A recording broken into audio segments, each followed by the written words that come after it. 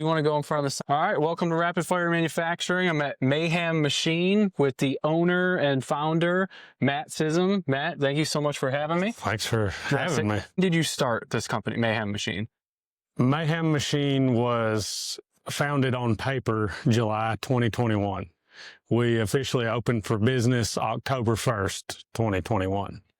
All right, so is this is the machine where it all kind of started? This is where it all started right here. So talk through that. So this was the machine that I started with. So I contacted Flo. I said, guys, I want to buy a water jet. And I pretty much already had it spec'd out. I knew the table size I wanted. I knew I wanted 5-axis. And my main question to them was, between Atlanta and Knoxville, who has one of these? And they said, well, there's several of them out there, but they're all used for internal work. And said, you'll be one of the only people that have this capability that you've offered to the general public. And so that sold me on it right there. So how did you get into water jet? Did you do that at a previous... Yeah, so we had the shop that I worked at for 18 years had a water jet. It wasn't our main... We were a CNC shop, but we had some products that we had previously been subbing out. We bought our own water jet. This is typically not the machine you start a shop with. I was going to say, I don't see that often. It doesn't happen often. My reasoning behind it is they're very easy to operate. So my thoughts were, if I can run this and get it off the ground for a little while, you know, whether it be a year, 2 years, it will be easier to find an operator for this machine than it will be one of our CNCs. That's where my passion is in the CNC. So I'm going to get the company off the ground. I'm going to hand this machine off to somebody, and then I'm going to focus on the CNC. So I'll be the first CNC operator and programmer, and then we'll find somebody to do that. So it was more of a, how can I grow this easier? Because I knew the struggles people were finding in finding a good machinist and finding different skill sets. And these don't really require a tremendous amount of skill once you learn the basics of them. So that's kind of why I started. Did you see a need for this, for water jetting? If I'm being honest, I didn't. The reason I just gave was... Okay, so you wanted to start it. This is something I can get someone in and then work on the... Yeah, that was my logic behind it.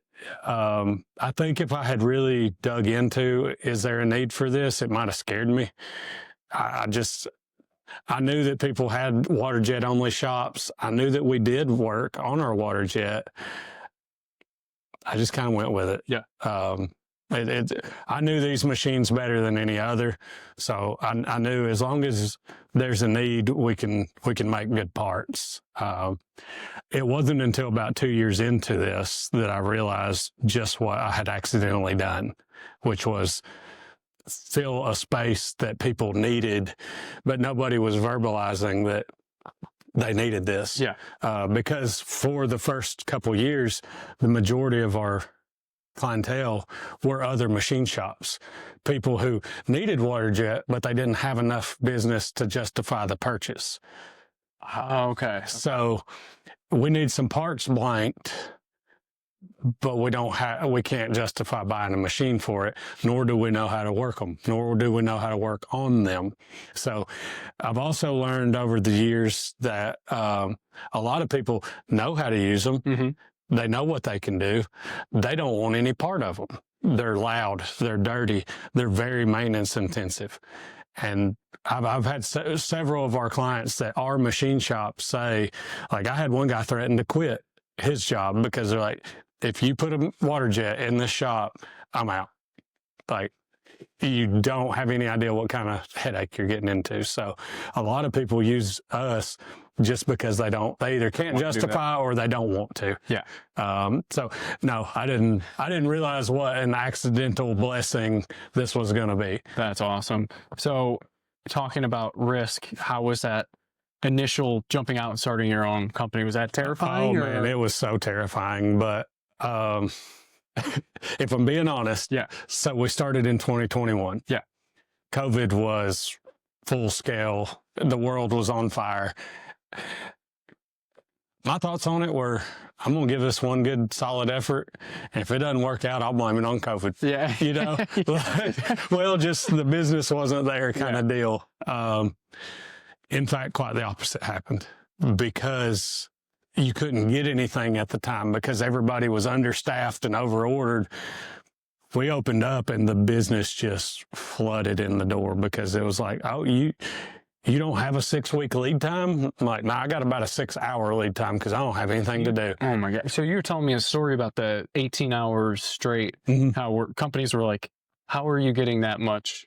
So that, the majority of that came from one customer. Okay. Divine intervention, God's blessing. I had a customer from my previous job. Once they found out I left, they tracked me down.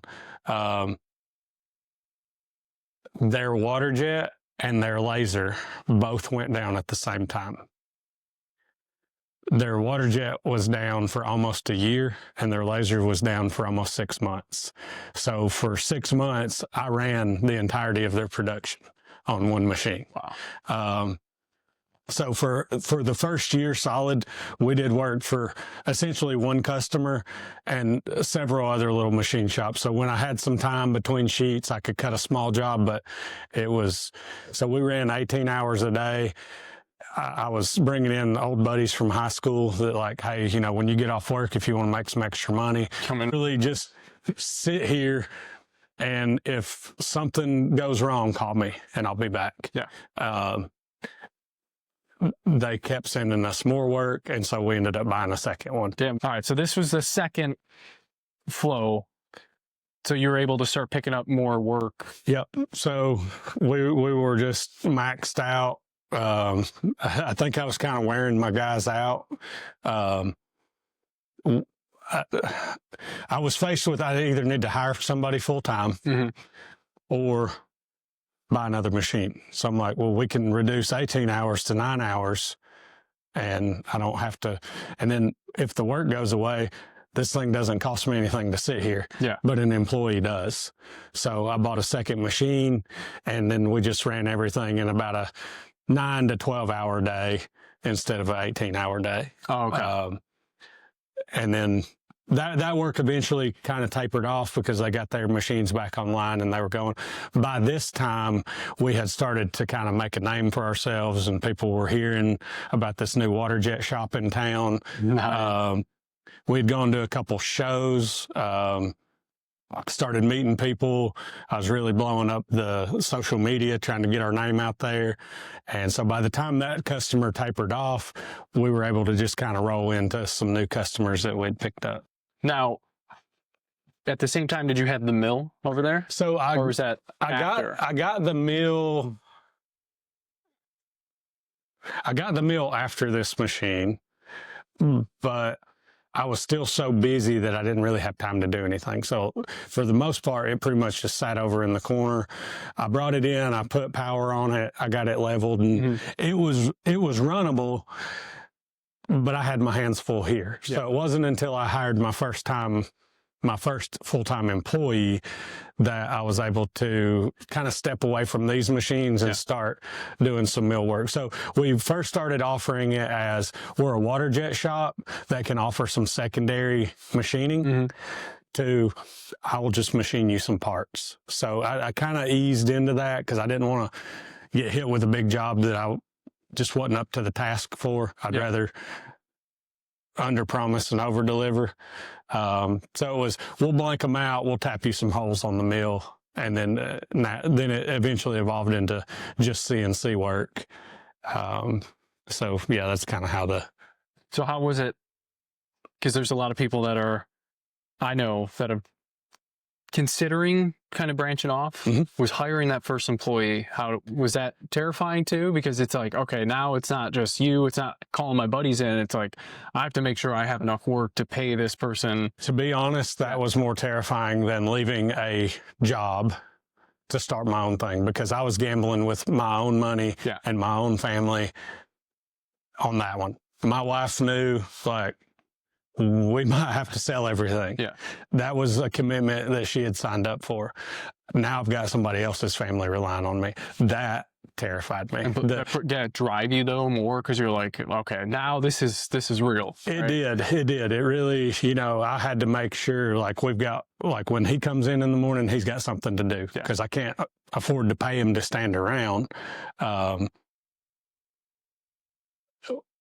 actually hired him in part-time. I said, look, here's what I can do. I'll guarantee you 3 days a week. He was kind of doing some electrical work on the side, and they said they needed him Mondays and Fridays. I'm like, perfect. So started it. I said, 3 days a week. By the end of the year, I'd like to have you full-time. He was here about 3 months, and I said, tell the other people to stop calling because you're here now. Nice. So you're just picking up work. Yeah, we just started picking because he freed me up to then spend more time on quotes. And I still don't go out and visit people. Like, I'm not in a plant really. If somebody has something I need to come look at, I will, but I'm not out just driving around cold calling. But it allowed me some extra time to spend more time on social media, promoting, getting some gear made, really getting our name out there.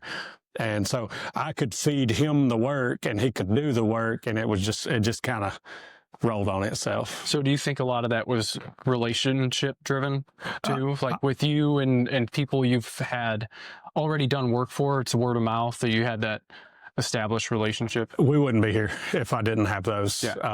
Because I was in outside sales at my last position. Although I will say, when I left that job, there was no animosity. It was just a necessary evil. I didn't want to start my own shop. I either had to go find another job somewhere or do the thing that I always wanted to do. So I chose to do the thing. I did not touch any of their customers until after they closed down. It wasn't right, and it wasn't the reason that I set out to do this. But because of my reputation, because of people I had networked with, so a lot of our first clients were people that I worked with at previous jobs. They were coworkers that had left and gone to other shops, and so those relationships were where our first clients came from. And then once my old company closed down, then we inherited all that. But yeah, the relationships that's what it's all about. That's why they always talk about reputation is incredibly important. You never know where you're going to be, how it ends up, and you're a good person, you do good things, it comes back, It does, yeah. And, I like to sleep at night. And there's just certain things I'm not willing to do and sacrifice that, we're not going to sacrifice our quality, and I'm not going to sacrifice my character just to make a sale. Like, it's just not that important. Absolutely. What are some good things, bad things, ugly things about running your own business? The good things I'm still finding day to day. Freedom, like there's some freedom, but you probably work more, but you can work at your own. That's right. That's right. I work tremendously a lot more, but I can do it on my own time. So there's good there. I mean, obviously when I say I don't have anybody to answer to, that's a lie, because you got clients and customers, and there's a freedom there because I don't have to go in and meet a number or meet expectations or, try to please an owner that can never be pleased. So there's good there. One of the things I've really enjoyed most about having my own company is being able to give back. That to me is very important. I can't sponsor them all, but if you knock on my door and you're the first football player, basketball player, soccer player, you're getting my money. Now, if you're the second one, you may not. But I'm going to give kids money to play sports. any way that we can contribute to the community, to a church or to a kid, I'm going to do it. Yeah. I mean, God has blessed me with so much. And when I say that, I mean, we still got a long way to go, but I don't deserve anything I have. And so it's my duty to share that with people. So that, to me, that's the biggest positive of having your own business is you can control what you give money to. Yeah. The downsides are the hours, the people. We've got a really good crew. I have excellent guys. Yeah. Most of our clients are amazing. Everybody's going to have a few that just, they're hard. Yeah. They make you earn it. Yeah. That's kind of the goods and the familiar bads. with Jim Rohn? Don't believe so. Zig Ziglar? Oh, yeah. Okay, so Jim Rohn is in that same, but Okay. I remember the story he was telling in one of his audio clips, and it was there's Girl Scout cookies, and he didn't have the money. So that drove him to where he always, he excelled so he could give back to people. And then moving forward, I think he always had like $200 on him at all times. So when a Girl Scout or whatever, he's like, I can do that now. So, but to your point, it's like being able to give back is such a, like, I don't know, the mission behind a lot of stuff. To me personally, it's been the biggest reward. Yeah. Is just being able to write the check. That's, and I've written checks that I probably shouldn't have written. Not that they were going to bounce, but I could have used that money somewhere else for something I needed. Yeah. But, something just told me like, they ask, you give. So that's been the biggest reward to me, is just being able to contribute to the community and to kids that don't have opportunity. If you don't like the beach, don't work at a water jet shop, because you're going to come home feeling like you've been at the beach all day, dumping sand out of your boots and pulling it out of your hair. Yeah. Gets in your teeth. So you talked about your story before. I think it's incredibly important considering the kind of the landscape in, the U.S. specifically. There's an epidemic with everything, whether that's alcohol, drugs. And it's, I think there's a lot of people that may be struggling with that, and your story may, I would say 100% will have an impact on someone. Yeah, and I don't care to talk about it at all, because I do think it's a story that needs to be, not mine particularly, but just this conversation needs to be had out loud more often, because especially the environment we work in, I'm not sure what it is, but it just seems to be one of those topics that people sweep under the rug. And my issue was alcohol. It took me a long time to realize how programmed we were and conditioned that just alcohol's, not only is it a norm, but it's almost expected. So I struggled with it for a long time. I kind of started a little bit in high school, but never really had a problem. It was more just weekend binging, typical high school stuff. College was, maybe a weekend, maybe 2 a month. But it wasn't until I got into my early 20s and I was married and working full time, and it didn't happen overnight. It went from weekends to, Thursday night became a weekend, and then Wednesday was acceptable too. And then, there's still some left over from the weekend. So Monday's fine. And next thing you know, it's a 7-day-a-week thing. And I always tried to justify it like, I've got a good job. I'm making decent money. I'm supporting my family. My kids aren't going without. I'm checking all the boxes that say I'm a good husband and a good provider, but I knew inside, like, I'm killing myself. I'm causing damage to my family, whether I think I'm doing it or not. And probably the last 15 years were the really the roughest because I didn't realize I had the problem I did until I tried to stop or I tried to make changes. And it was like, oh, you can't just put this down like you thought you could.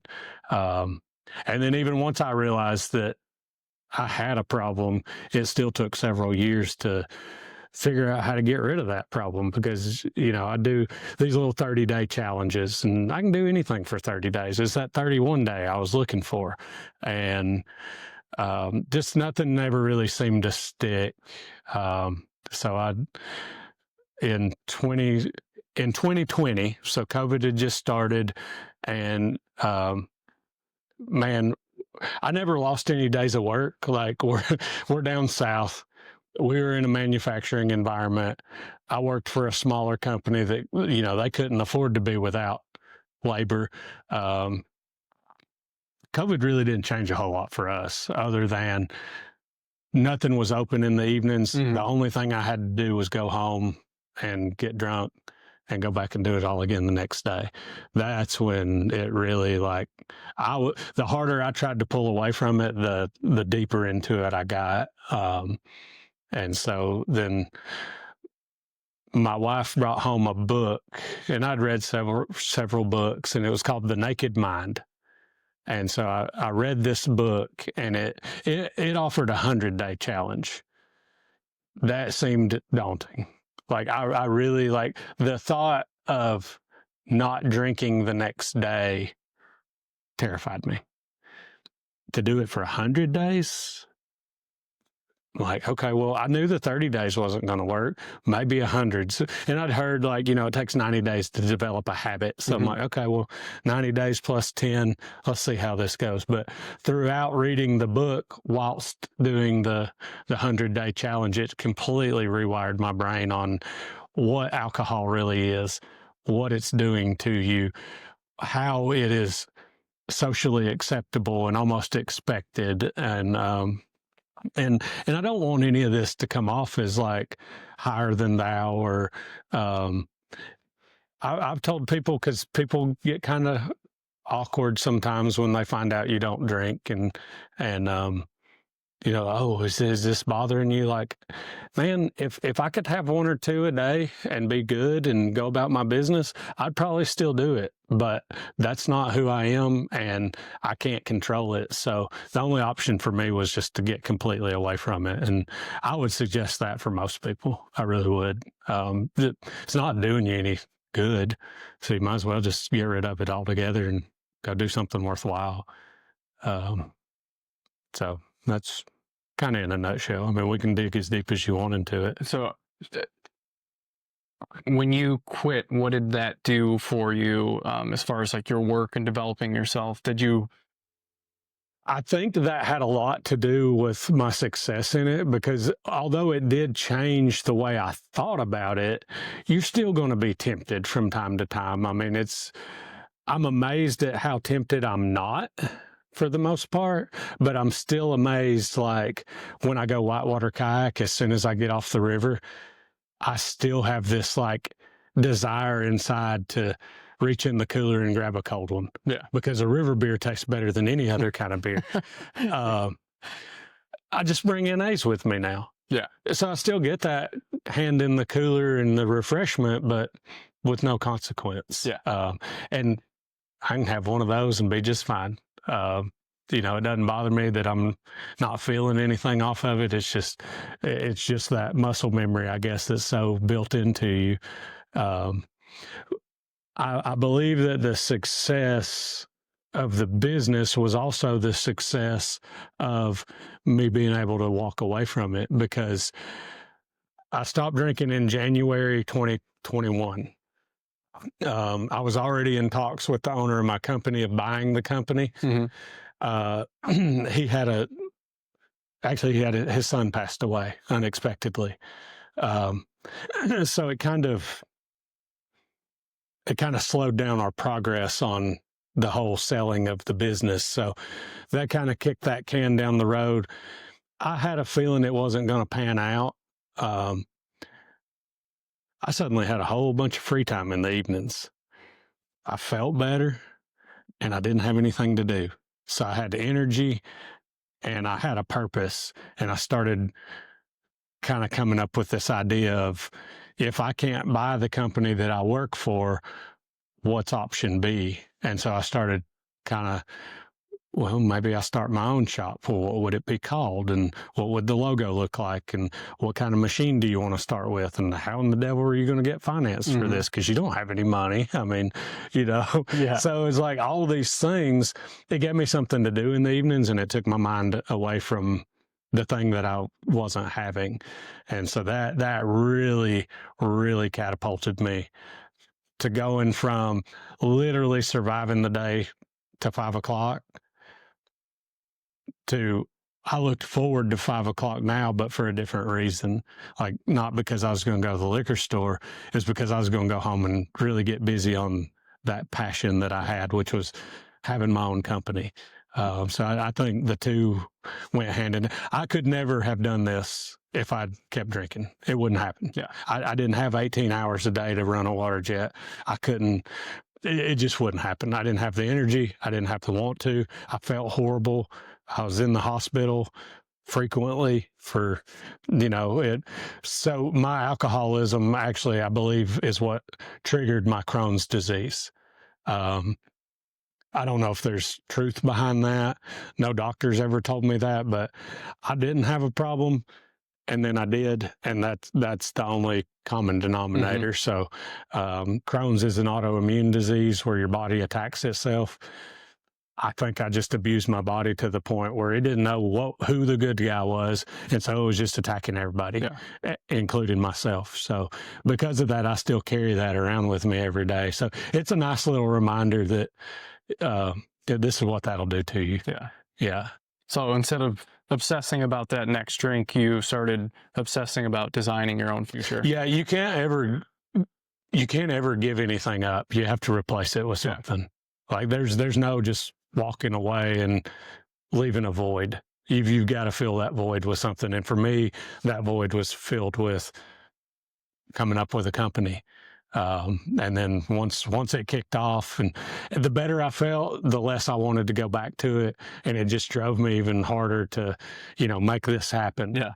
And then once we opened for business, man, it was game on. Like that you didn't have time to socialize. I mean, the only time I talked to friends for the first year was if I could convince them to come down here at 10 o'clock at night and run this machine for 4 hours so I could go home and get some sleep, and then I'll come back. That's what that allowed me to do. Yeah. How was that with your family? Like the transition to owning a shop and now putting in more hours to make it get off the ground, essentially. So in the beginning, it was super. When I say easy, what I mean by that is Dad was home more, because I was, if I wasn't here running the water jet, I was at home working on quotes or getting programs done so that I'd be ready in the morning. But at least I'm home. Yeah. I do understand there's a difference between being home and being present. I'm still working on that because I'm still covered up at home. I mean, my wife and daughter will be watching TV. I'm in the dining room watching TV, but I'm working on quotes. Yes. I'm working on tomorrow's program. So I still do a lot of work at home, but I'm there. But it was exciting. We were in that honeymoon phase. We had customers, we had work. Everything was kind of going in the right direction. Year 2 was still honeymoon. Year 3 is a grind. Year 3, it's real now. Like the newness of it's worn off. Everybody knows, all your friends and family know you have a company. So, telling them isn't a big deal anymore.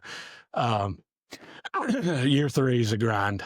So we're in year 4 now, and it comes with its own challenges. Some things start to get stale, but then other things, now we've got opportunities we didn't have 4 years ago because I didn't have the capital, or I didn't have the people to do the things. So it's been so exciting. So now with the capital, you can make more investments, take on more complex jobs, and Yeah. and then everyone starts getting. I feel like a lot of machinists I run into, they love having that. Like, we're not just running the same parts. The more you can bring in, they enjoy that. Yes. Right? Now, don't get me wrong. If I had, 100,000 of the same part to do every day,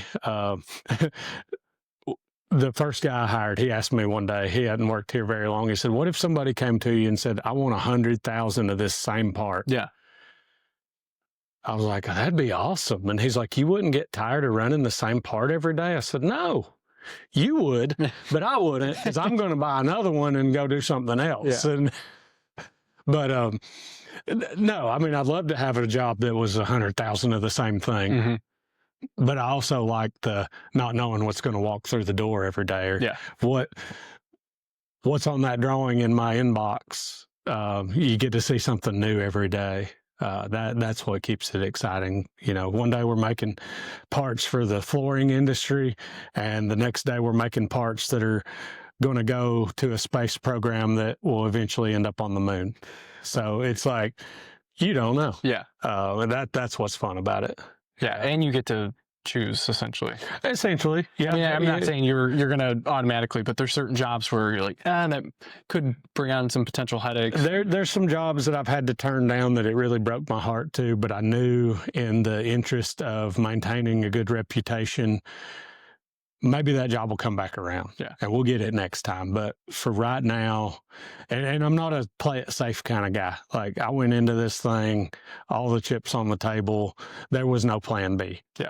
And that was a question I got a lot, was what are you going to do if this doesn't work out? I'm like, that's not an option. Yeah. It's going to work. I couldn't be that choosy then. It was, will you weld this up and do this for me? I don't want to, but I'll do it. Are you willing to pay for it? I'll do it.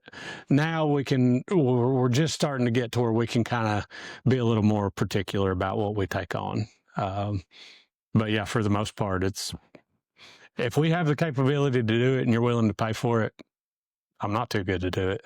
Yeah. So, but yeah, once you're established a little bit and have either capital or at least the credit that somebody can look and say, okay, well, you've been in business this long, we'll take a chance on you. Then it gets really fun, because then you get to buy new toys and people think a lot of folks my age, they're having their midlife crisis, so they're out buying sports cars and stuff. I'm like, it doesn't do anything for me. I want a new machine. Yeah. That excites me. So it's been fun. That's awesome. If you could go back in time and tell yourself some advice about manufacturing, getting into this, what would that be? Oh man, that's a good question. About manufacturing in particular, I would have started sooner. Your company? No. Or started manufacturing? No, Learn first? That's a good, I'm glad you mentioned that. There's several times where I'm like, I wish I'd done this sooner. It wouldn't have worked. The timing, the experience. One of the guys that I hired at the job I was at, I was trying to build my team for when I took the company over. So I was trying to bring in some higher level guys so that when I took over, we were going to hit the ground running and just totally change everything. I learned a lot from that guy. Nothing revolutionary, but just, I'm not a computer dude. Like, I can do what I have to, but he really opened my eyes to like the power behind them and how to make your life easier. Kind of introduced me to some softwares that I otherwise wouldn't have. So yeah, the timing, the experience, the financial situation, like just, and going back to the alcohol, I mean, until that kept me, I might have tried this thing 5 years sooner, but I knew that there's no way I was going to do it because that's not what was important to me. That bottle was what was important to me. So as far as starting sooner, no, I don't wish I had. But to tell my younger self something, I would say just focus a little more. because I was so distracted with other extracurricular activities. Pay more attention. Take a class in the evenings. Go get a certificate in welding. I mean, I'm a mechanical engineer by degree. I was halfway through school before I even knew what a machine shop was. That's crazy talk. So I would have probably gone to maybe I still would have finished my bachelor's degree, but I probably would have immediately went over to a 2-year certificate and got my hands on a machine.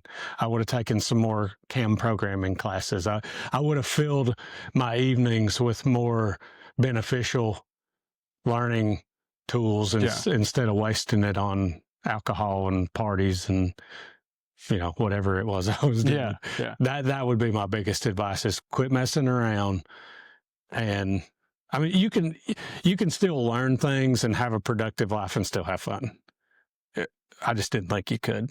So that would be my piece of advice: is just when you get off work, now that's your time to start learning and growing. And instead, I was getting off work and going home and killing myself. Yeah.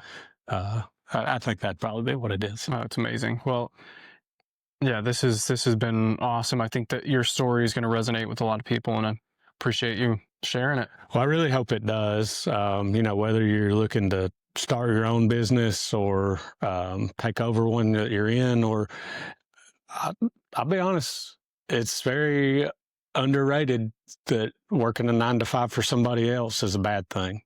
Like, I think if people took more pride in what they did, it doesn't matter that you have a boss or you don't own the company. Like, I'll tell you right now, there's days I want to go home and just punch out. Yeah. So whatever your thing is, I hope you can get something from this, and whether it be with a substance or with taking that next step in doing that thing that you want to do, whatever it is. So I really appreciate the opportunity to sit and talk with you about it, and hopefully something that we've talked about will help somebody in a positive way. Yeah, absolutely. Matt, thank you. For those of you online, check out, you got your LinkedIn, I know, Mayhem. Yep, we're LinkedIn, Instagram, Mayhem Machine Co. We just this week got a Facebook page. I don't Facebook much, but I know the importance of it. So one of my guys volunteered to head that up. And then our website, mayhemmmachineco.com. Awesome. Sweet. Appreciate it, Matt. Heck yeah. Thank you, Dave. Yeah.